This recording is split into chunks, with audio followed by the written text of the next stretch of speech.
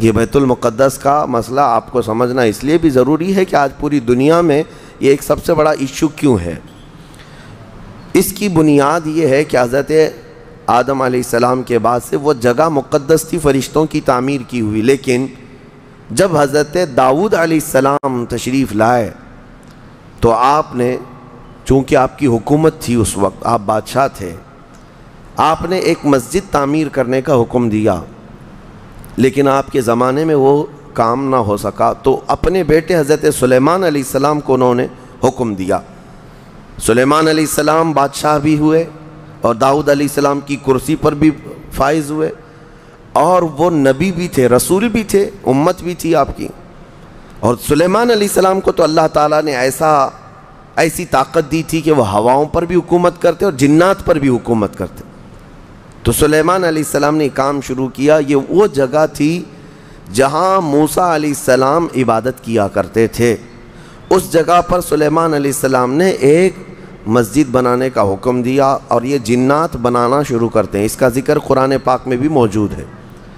حضرت سلیمان علیہ السلام نے جب پورا ڈیزائن دیا کہ اس طرح سے بننا ہے، تو پھر جنات تعمیر کرتے رہے، جنات تعمیر کرتے رہے، اور جنات اتنا خوف کھاتے تھے سلیمان علیہ السلام سے کہ وہ ایک لمحہ بھی حضرت سلیمان علیہ السلام سے غافل نہیں ہوتے یا حکم عدولی نہیں کرتے۔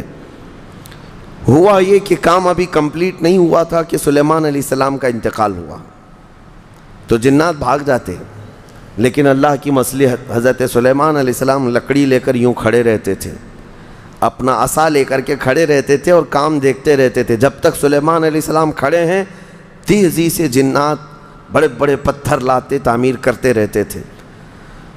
انتقال ہوا سلیمان علیہ السلام کا، اور آپ ایسے ہی کھڑے رہ گئے، آپ کے کھڑے کھڑے وفات ہوئی ہے۔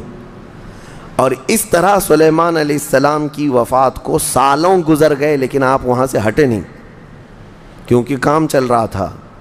قرآن میں ہے، اللہ تعالیٰ فرماتا ہے جب لکڑی کو دیمک کھا گئی، کتنے سال گزر گئے ہوں گے، حضرت سلیمان علیہ السلام یوں ہی کھڑے تھے۔ ارے عام دوسرے لوگوں کی موت تو چھوڑو، نیند میں کھڑا ہو کر کے دکھائے۔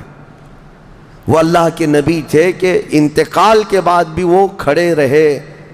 روایتوں میں کئی سالوں تک، 10 سالوں تک آپ کھڑے رہے، اور اس کے بعد دیمک کھا گئی لکڑی کو، تو لکڑی ٹوٹ گئی، تب سلیمان علیہ السلام زمین پر آ گرے۔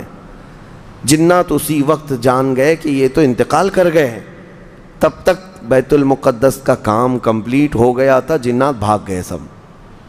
یہ تعمیر، اس کو اصل میں بیت المقدس نہیں کہا جاتا تھا اس وقت، یہ ہیکل سلیمانی، یہ یہودیوں کے عقیدے کے اعتبار سے فرسٹ ٹیمپل ہے، پہلا مندر یا پہلی مسجد جو بھی ہے مقدس تھی۔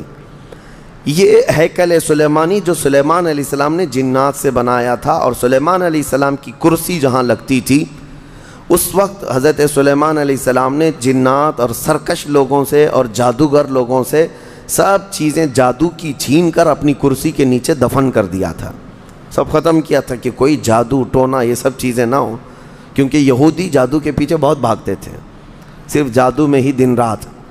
آپ نے سب دفن کیا، اور اس کے بعد آپ کے انتقال کے بعد سالوں بیتے اور اسی طرح سے رہے۔ لیکن پھر یہ ہیکل سلیمانی کو ایک بادشاہ آیا جو عراق کا رہنے والا تھا، اس کی یہودیوں سے دشمنی تھی، اس نے ایسا حملہ کیا کہ پورے ہیکل کو توڑ ڈالا، یعنی جو جنات کا بنایا ہوا تھا اس کو مکمل طور سے مسمار کر دیا، ایک دیوار باقی رہ گئی، ایک دیوار باقی رہ گئی، جہاں جا کر کے آج یہ یہودی روتے ہیں، دیوار گریا اس کو کہتے ہیں، وہ اس زمانے کی ایک باقی رہ گئی، باقی پورا ہیکل گرا دیا۔ زمانہ بیت گیا، یہودی اس بات پر روتے رہے کہ ان کو مارا گیا، قتل کیا گیا، پھر عیسائیوں کا اس پر قبضہ رہا، پھر عیسائیوں سے یہودیوں نے ایک بار پھر حاصل کیا، پھر دوبارہ یہ ٹائٹس کے زمانے میں عیسائیوں نے مار کر کے پورے یہودیوں کو خون خون کر دیا، اور پھر بیت المقدس کچھ نہیں تھا، ایک دیوار تھی، ایک دوسری وہاں پر ایک چھوٹی سی عمارت بنائی گئی، اس عمارت کو یہ سیکنڈ ٹیمپل کہتے ہیں، سیکنڈ ٹیمپل، یہ دوسرا مندر، اور اسی کو عبادت گاہ بنا کر چلتے رہے۔ زمانہ بیتا یہاں تک کہ حضور صلی اللہ تعالیٰ علیہ وسلم کی نبوت کا اعلان ہوا، پھر اس کے بعد 23 سال گزرے، پھر آپ کی وفات کے بعد صدیق اکبر کا زمانہ آیا، پھر سیدنا عمر فاروق کا زمانہ آیا۔ تقریباً یہ 26-28 ہجری کی بات ہے حضرت عمر کے دور میں۔ پھر حضرت عمر فاروق کے دور میں جو فتوحات ہو رہی تھی، اسلام پھیلتا جا رہا تھا، تب صحابہ کے ایک لشکر کو حضرت عمر نے فلسطین بھی بھیجا، جس میں حضرت ابو عبیدہ بن جراح بھی تھے۔ تو ان صحابہ نے اس چھوٹے سے لشکر کو لے کر فلسطین کا معرکہ ایسا سر کیا کہ یہ عیسائی سب جان چکے تھے حالات کیا چل رہے ہیں، سیرنڈر ہو گئے اور کہا ہم جو ہے یہ بیت المقدس کی ساری چابیاں آپ کے حوالے کرتے ہیں، لیکن ایک شرط ہے کہ ہم آپ کے ہاتھ میں نہیں دیں گے بلکہ مسلمانوں کے امیر المومنین کے ہاتھ میں دیں گے، وہ آئیں ہمارے پاس۔ تو وہاں جو صحابہ تھے انہوں نے خط لکھ کر بھیجا حضرت عمر کو۔ حضرت عمر مدینے میں تھے، کہا ٹھیک ہے میں آ رہا ہوں۔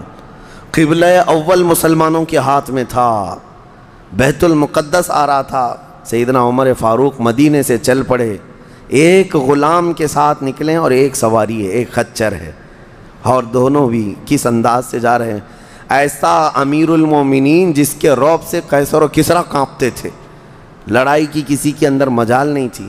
وہ ایک خچر کے سواری پر اتنا لمبا سفر طے کر رہے ہیں، وہ بھی غلام سے یہ طے کر رکھا ہے 1 میل میں بیٹھوں گا، 1 میل تو بیٹھنا، ہاں تو رسی پکڑ کے چلے گا 1 میل تک، اور اس کے بعد جب تو بیٹھے گا تو میں رسی پکڑ کے چلوں گا 1 میل تک۔ اس طرح سے تو سفر طے کیا۔ جب فلسطین پہنچ رہے تھے اور اس وقت لوگوں میں خبر تھی کہ امیر المومنین آ رہے ہیں، تو لوگ دیکھنے کے لیے شہر سے بھاگے بھاگے باہر آئے۔ اتفاق ایسا کہ اس وقت خچر گھوڑے پر بیٹھنے کی باری غلام کی تھی اور نکیل رسی حضرت عمر کے ہاتھ میں تھی۔ دوڑے ہوئے لوگ آئے جو نہیں پہچانتے تھے، عیسائیوں نے امیر المومنین کہہ کر اس غلام کا استقبال کیا کہ تشریف لائیں۔ تب جو صحابہ تھے وہاں پر انہوں نے پکار کر کہا نادانو، وہ امیر المومنین نہیں، رسی پکڑا ہوا امیر المومنین ہے، یہ امیر المومنین ہے۔ پہلی مرتبہ ان اعلیٰ اخلاق و کردار کو عیسائیوں نے دیکھا تھا کہ وقت کا خلیفہ کوئی گھوڑے کی رسی پکڑ کر کے بھی چلتا ہے، تو بہت متاثر ہوئے، اور اس کے بعد بنا کسی جنگ کے حضرت عمر فاروق رضی اللہ تعالیٰ عنہ بیت المقدس میں داخل ہوئے، اور ان عیسائیوں نے جو کچھ بھی وہاں پر کیا تھا اس کو نکالا۔ پھر حضرت عمر فاروق رضی اللہ تعالیٰ عنہ نے پہلی اذان دینے کا حکم فرمایا، وہ ظہر کی اذان تھی، آپ نے وہاں پر نماز پڑھائی۔ پھر اس کے بعد یہ سلسلہ چلتا رہا۔ اب اس میں تفصیل ہے، عیسائیوں کو اسی طرح ہم بھی بھگاتے، مسلمان بھی بھگاتے، جیسے یہ یہودیوں کو بھگاتے تھے، تو انہیں آج بولنا چاہیے تھا کہ مسلمانوں نے زبردستی قبضہ کیا۔ حضرت عمر فاروق کا عام اعلان تھا کہ جو یہاں پر رہنا چاہے اس کے لیے کھلی آزادی ہے، حتیٰ کہ عیسائیوں کا چرچ بھی تھا پرانا، حضرت عمر نے کہا اس کو توڑا نہ جائے، اس میں عبادت جو ہوتی ہے ان کو اپنی عبادت کرنے دیا جائے۔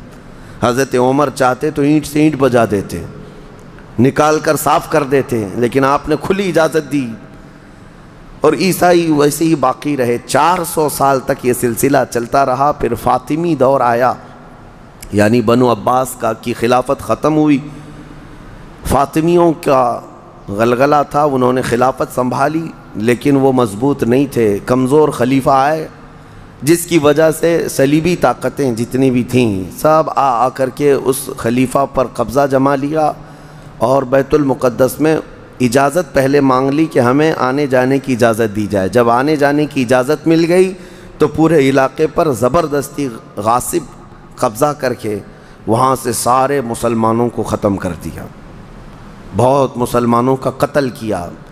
فلسطین کی سرزمین یہودیوں کے قتل سے بھی بھری ہے، مسلمانوں کے قتل سے بھی بھری ہے، اور یہودیوں نے عیسائیوں کا بھی قتل کیا ہے، لیکن مسلمانوں کا قتل عام کر کے یہ زبردستی فائز ہوئے ہیں، کس پہ؟ بیت المقدس پر۔ یہ قبضہ جو ہے 87 ایئرز تک چلتا رہا، 87 سال تک۔ یہ اس وقت کا المیہ تھا کہ مسلمان خلیفے تھے، گورنر تھے، بہت سارے حکمران تھے، رونا روتے تھے، لیکن کوئی آگے بڑھنے کو تیار نہیں تھا۔